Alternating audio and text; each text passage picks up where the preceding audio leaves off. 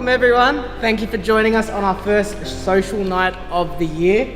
It is a Turbo Fever night and we hope that we have put on a nice turbo display for you all. Basically, Grant and myself are going to be going through each era of car, and Grant will give you a little bit of explanation of what changed, why it changed, and you can also ask a question if you've got an underlying question you need to ask. This is the first model that they brought out. It was a 3-litre turbo. It had no intercooler and 280 horsepower from memory, I think. 280? Yep. The brakes were a little bit left to be desired, so they were a rather small brake, but nonetheless it was their iconic first turbo. Moving to a 3.3, they increased the horsepower to 300 horsepower. 300 back in the day when they brought these out, that was like everyone was, wow, 300 horsepower. So they put an intercooler on them. The capacity went to 3.3 litres instead of 3 litres. They also upgraded the brakes. So the brakes were off at the time their 917 Le Mans car.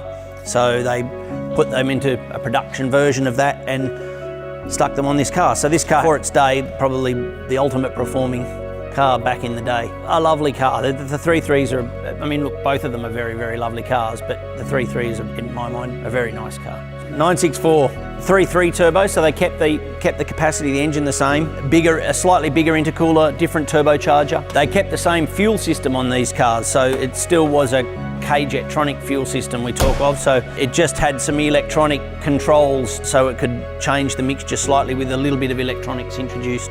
But again, you can see the difference in the intercooler, larger intercooler, bigger turbocharger. Different brakes again, different suspension revision. Obviously the 964 had different suspension, so it's quite a different car to the 3.3. However, it just had bigger intercooler and some various other things on the engine which made it perform a little better, I think. 330 horsepower, so there's a few little tweaks to gain a bit more power. So it was quite a big revision in this particular model. The 3.6, obviously these are an incredibly rare car, as Scott just said. Very similar car. The wheels, they've got the 3-piece wheels, some slightly bigger brakes again over the 3.3, quite a lot of power, but other than that, the styling again is quite similar. Slightly different rear bumper bar on them. Same suspension, slightly bigger brakes, more power. Obviously it went to 4-wheel drive, so it was quite a big difference from the 964 up to the 993. First turbo, 4-wheel drive. They had a 6-speed transmission instead of a 5-speed transmission. They went to twin turbochargers instead of single turbocharger. Complete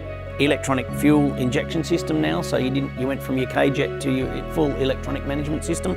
Unofficially broke the 4-second for the first time too. There you go. So, first 4 seconds to 60 miles an hour. Fun fact.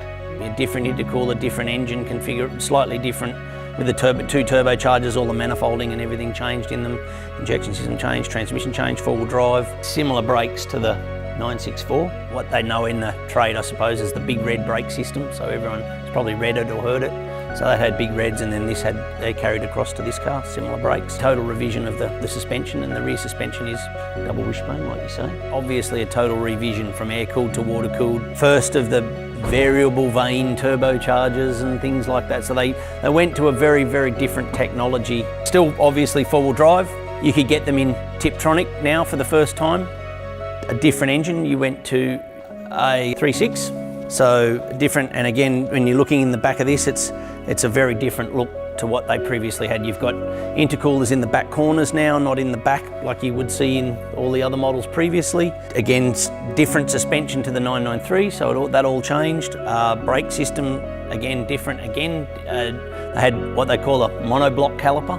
So the caliper itself is like a one piece rather than 2 sections joined together. It's supposed to add a better feel, better rigidity, so the caliper didn't flex. Radiators, water is the big thing, obviously. I guess the differences between the turbo and a normally aspirated 996 was that these still had basically an air-cooled crankcase, and they built out from the air-cooled crankcase, so they still had a dry sump tank. In terms of the engine, it's a very different engine that you get in a turbo versus a naturally aspirated 996. So Series 2 is the first of what they call the direct fuel injection engine. You don't have it coming in through the manifold, it's directly into the cylinder heads. You've got variable vane turbocharger technology, you've got same capacity. It is quite a different. Gen 1, Gen 2 are very, very different. Very few people ever bought a manual, and it's almost got to the point where the thing is so quick, the changing gear, you get in the way of the performance of the car. When things start going back quickly in modern, no one's swapping cogs anymore.